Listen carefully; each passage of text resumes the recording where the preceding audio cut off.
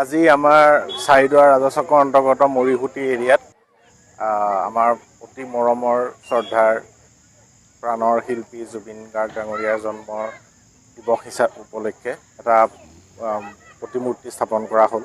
তাত ৰাইজে উচ্ছ্বাস উলহ মালহেৰে